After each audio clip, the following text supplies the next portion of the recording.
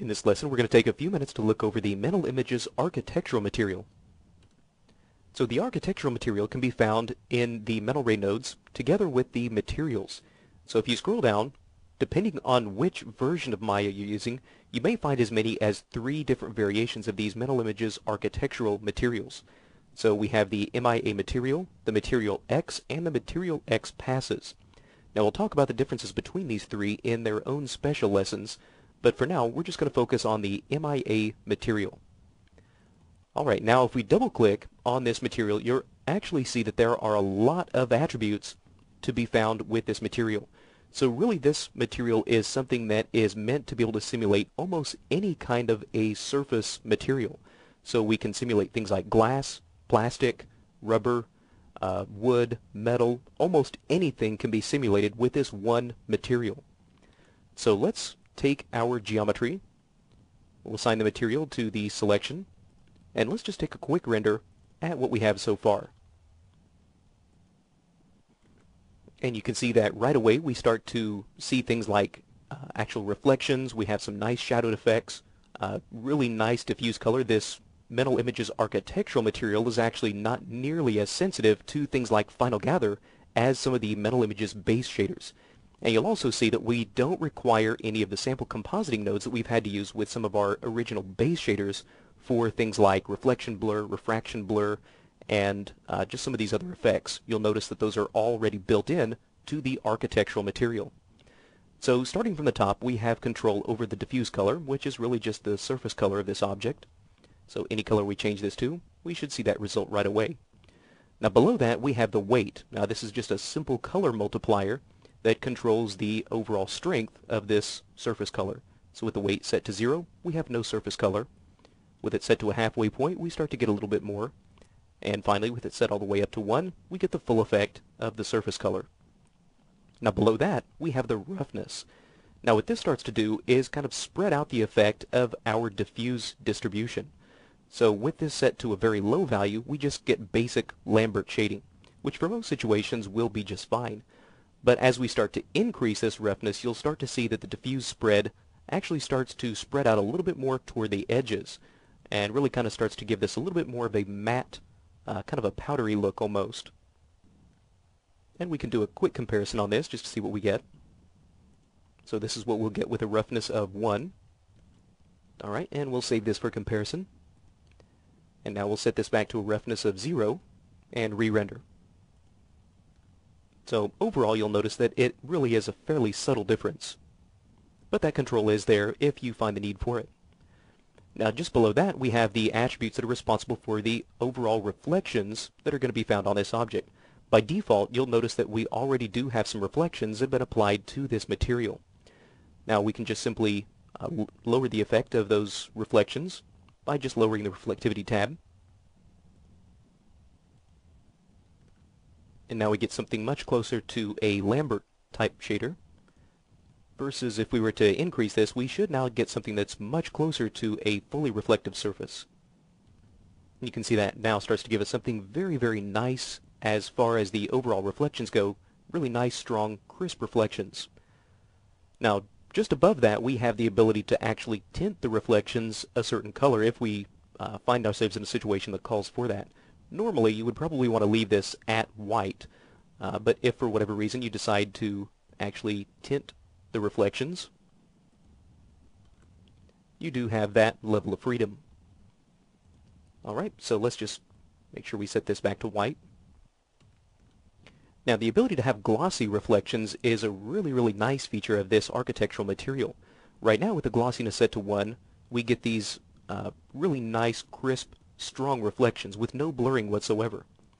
But if we were to take this glossiness down to a little bit lower level, you'll start to notice that our little preview swatch starts to blur out a little bit more. So a lower glossiness amount means that we're going to have more blurred reflections, as you can see here.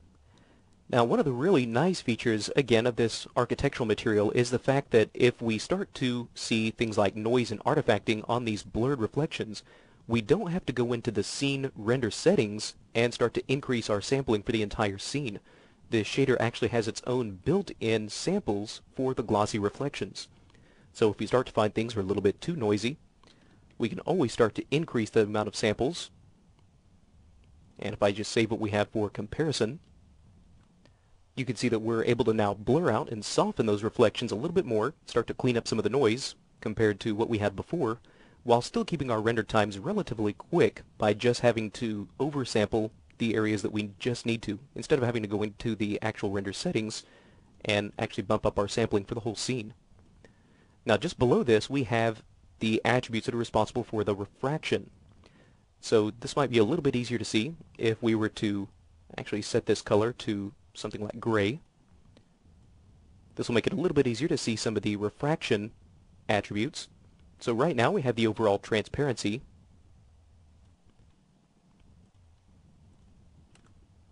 Now for the moment this will be somewhat difficult to see, and that's probably because we will need to come back in, and if we really want to be able to see the refraction in action, we'll probably need to come back because we have so many different surfaces in here. We'll most likely need to come in to the Quality tab and start to increase the number of refraction rays that we have at our disposal. So right now this is set to a fairly low value, only 3 refraction rays. So let's come in and maybe start to bump this up to something like 20 refraction rays. And then we'll make sure that this max trace depth is set to the sum of these two numbers, so that way we get all the rays that we want. And let's see what this does for us. Now you can see that does help a little bit, but we're still not getting all of the refraction bounces that we've indicated here in our render settings. And the reason is because there are actually some efficiency options that are automatically set on this shader that are actually preventing that. So we can find those if we take a look at the advanced refraction. And right now this is set to a maximum trace depth of 5. So once we hit 5 refraction bounces, it will stop calculating. So we can actually bump this up to a little higher number if we need to. There we go. And now we can start to see a little bit more of that glass-like refractive effect. Alright, so let's scroll back up and take a look at the refraction color. So if we take a look at that, this will basically let us tint the glass any color that we choose. Now this works best if we have the color set to some kind of a color that we determine, and then this will be a little bit clearer to see if we were to take the weight and try to minimize this. Right, so that way we get very little surface color contribution. And now we can start to get the effects of a colored glass type object. Alright, so let's go ahead and just set this back. Now we have just a few more options that we have available to us. Below that we have the BDRF, which is the ability to kind of have a Fresnel type reflection. So this becomes a little bit more apparent now if I were to start to increase this glossiness back to 1, so that way we get these nice sharp shadows. So with this Fresnel effect, what this will basically let us do is determine these areas that are going to be more directly facing toward the camera.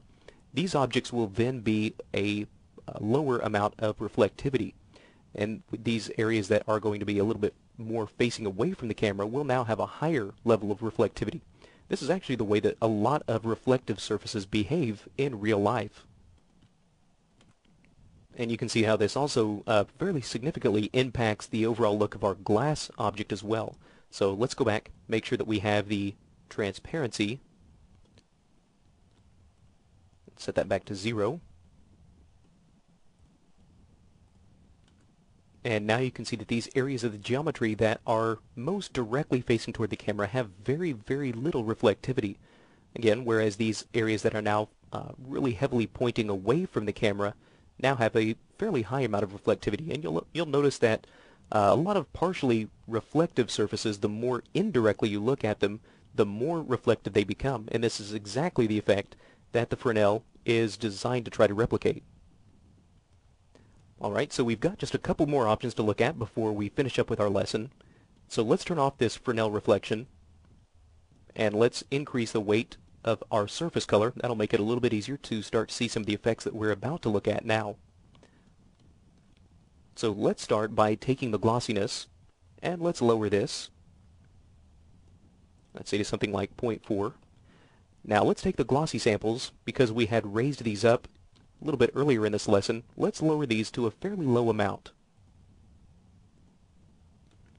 And you can see how that starts to give us back some of these noisy reflections. Now, what we can do is, instead of increasing this glossy samples to a very, very high level in order to completely eliminate that noise, if we are really, really short on render time and we don't necessarily have the time to calculate a very, very high amount of glossy samples, what we can actually do is take a look inside the interpolation. Now, this interpolation is basically a way of just kind of fudging or kind of blurring the actual reflection or refraction result a little bit more. So if I were to tell it to interpolate the reflection, we can just tell it to only use half of the reflection samples. So this is what we have before. I'll save this for comparison. And now you can start to see that our reflections are now much, much cleaner. And you'll notice that this render actually took less time to do than this render. Now, we do start to very quickly be able to soften out and blur out these reflections. However, the cost is that these reflections don't carry quite as much detail as they did before. So if for whatever reason you are very short on render time and you just need to be able to get these very fast blurred reflections out, this interpolation is a great way to do that. And we can start to increase the